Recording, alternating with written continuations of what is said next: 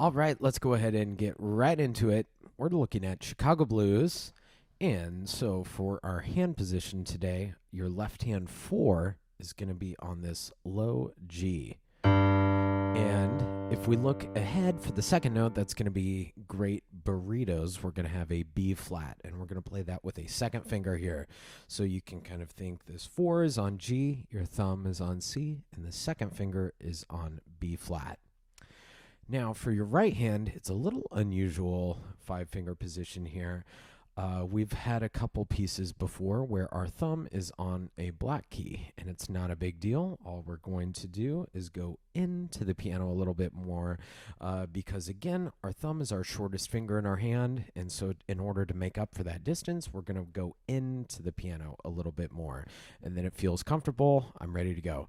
So your right hand 1 is going to be on B flat. You can also think these are the triplets, twins, triplets. It's going to be the last triplet there is B flat, and your 4th finger is going to be on E flat, E for everyone flat. And so we have this nice 5-finger position ready to go. And again, you know, I never want you to cramp up your wrist playing that thumb on a black key. And so if we just go into the piano, my hand is nice and relaxed. I'm ready to go. So on this one, it's kind of a conversation between the hands. So the left hand is going to start out, and then look at right hand. It has long, short, long, short, long, short. Take a look at those articulations there. It's a curved legato marking going to a staccato. And so we've talked about in the past, those curved legato lines or slurs are very long, very smooth, very connected phrasing. And the notes with a staccato, or that very small dot above or below the note, is a staccato note, which is going to be very short, very detached. And so listen to how I play that right hand. Long, short, long, short. And the left hand kind of has that too. Short, long, short, long, short, long, short. Now, take a look at the second measure going into the third measure. We have an E flat in the left hand. That'll be all cows eat. So E flat. And the fingering says to play it with a 2. How am I going to do that? Now, I keep my thumb here on C, as we always do in this song, as an anchor. And I'm going to reach over to that E flat with a second finger. So one more time, look at my left hand. I'll start from the beginning. I keep my thumb there as an anchor. I cross over to an E flat with a second finger, and I bring it right back. I keep my thumb on C as an anchor. Otherwise, if I just kind of leave up, then, I might get a different hand position. And so we want to try to leave that first finger, that thumb on C as an anchor to keep our position whenever we come back. And so watch as I play this very first line, both hands. Over, back. Now take a look at this part, this measure 5 here. All that's happening is I'm going to lower my thumb. It was on B flat, and I'm going to just move it down to this A. And again, we've talked before on several of these pieces that it's okay to have a thumb on a black key.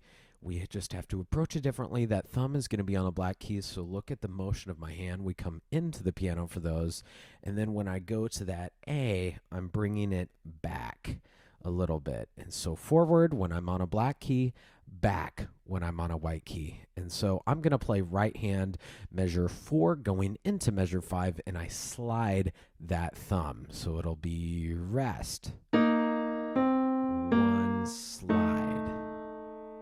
So try that again. That'll be measure 4 going into measure 5. Notice the direction and the motion of my hand. I start here into the piano because that thumb is on a black key, and I come out when I play that white key there to make it more comfortable for the hand. And so let's go ahead and go over that one more time, and then I'm going to add left hand as well. Slide out. Short in the left hand. Now, take a look at this left hand spot that's in measure 7. it looks like new material because we've never seen those notes together, strung together like that. But if you look at the bass line, that left hand that we were doing for the very first line, like measures 1 through 4, a lot of it is the same.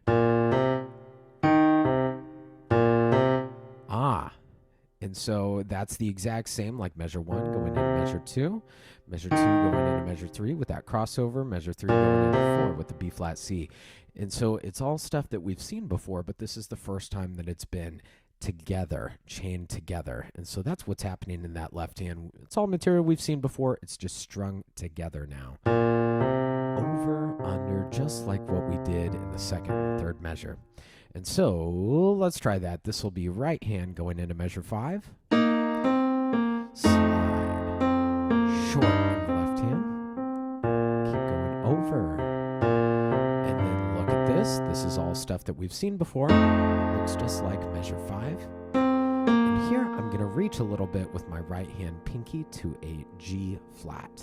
And then take a look at this. Left hand is doing very, very similar stuff. And then measure 13, hey, this should look familiar. Long, short, over. This is just like the beginning. No different here. No different at all. And then measure 17 should also look very familiar.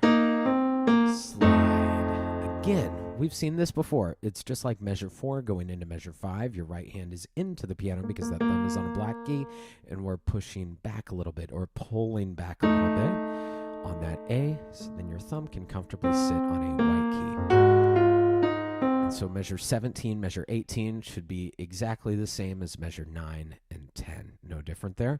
Again, that left hand bass line that we've seen several times before, and now we're at the bridge here in measure 21. Now, at this point, your right hand should be a 5 on G flat, and it should kind of be the fingering that we were using for measure 18 with 5, 4, 3, 1. Just like what the finger notates in measure 18. Your right hand's going to stay there. And basically 21 is in 2-bar fragments of the same idea. And so let's just take a look at right hand right now. We're going to go down G, F, E, G, F, C, E, C. And then it would just repeat that. So it's a 2-measure idea that's just repeated. And so that's kind of what's happening there. Notice I like to put lots of articulations just to make sure that the music is understood. There is that curved line there under the right hand that is a legato marking or a slur. And so everything is very long, very legato, very connected, smooth. So there's no breaks in the sound there. Every note just goes right into the next one. There's no gaps, anything like that. Now, let's take a look at the left hand. And so left hand has an ascending melody where the bass line is starting from a low note, going higher. And so we're going to just do 5, 4, A flat. Now freeze. Take a look at this next note here in measure 24. It's an A natural for all cows eat grass. Now, what's going to happen is I'm going to bring my thumb in to my hand to that A natural. So then I can cross over with a second finger on that B flat. If I didn't do that, then we would end up, kind of scrunching our hands together, and it would be kind of weird. And so I prefer this fingering with 5, 4, 3, slide in with a 2, and then back to a 5 there. And that's pretty common. This is chromatic is the word for that, where it's every white and black key. And the standard fingering for that would be white keys dealt with a thumb and black keys dealt with a 2 or a 3 finger. And so that's kind of what's happening here. This is a black key with a 3, and then we're playing that white key with a 1, and then we're coming back over with a black key to a 2. And that little passage there from 23, 24, 25 is a chromatic passage. passage, every white and black key within that small phrase. So the hands together, right hand's just kind of doing this repetitive quarter note, while the left hand has this ascending bass line. Let's hear it together. 21. And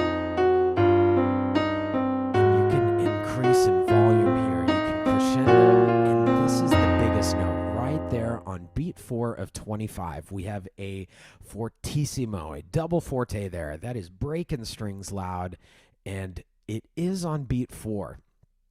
Which is kind of unusual. Usually we assume everything is, kind of going to be on beat 1. And this is on beat 4 on purpose. It's kind of an anticipation of the next measure, and that it feels a little syncopated, a little off the beat, which is a really, really cool thing. And so don't feel shy about it. I want you to lean into that and really make that beat 4 punch. There's even an accent under it, which kind of looks like a very small diminuendo or a decrescendo there. And that means to accent something is to bring it out of the texture, to make it louder, to make it pop. And so let's try that in 21. We're going to start soft. We're going to gradually build crescendo and volume. This is the loudest, hit it, and then short, and then right hand, and we're going to diminuendo there. We're going to get a little bit softer. Check out 29. Ooh, we've seen that before. That's the same bass line that we always have in this song. The left hand, very comfortable with that now. We've seen that a few times. Now, the right hand has a note every once in a while. Let's check out 29. Go a little bit slower. Right hand has that short, long texture that we've seen all throughout the tune. And then what's going to happen in 33 is we're going to go up an octave and do the exact same thing. E, C. So starting back in 29, right hand has E, C. While the left hand is playing, my right hand is moving up an octave, E, C. And then here I'm going to get louder, E, C, E, C.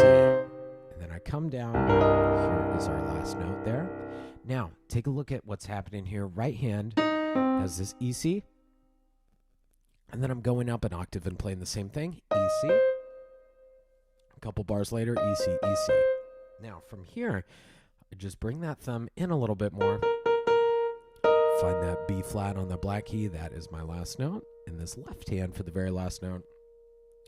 Couple ways you could find it. We know that the bottom line is G for great burritos don't fall apart. So you could think the higher note is G. Put your thumb there, and then your 5 is there. You could also think 2 skips down, because that very bottom note, it's tough to find because it's a ledger line. Ledger lines extend the staff. We can go ledger lines below the staff for super low notes, or we can go above the staff with ledger lines for high notes. And so it's still a line note, and so we can think 2 skips down from G. First one would be E, and then a skip down from E is C. So a couple different ways to find the same answer there. That left hand is going to be on low C and G. Right hand's going to be on B flat and E, and you're going to play that nice and confident at the same time. And just hold that. Now, take a look at what I'm doing in 29. When do I move my right hand? Left hand is playing here. Right hand.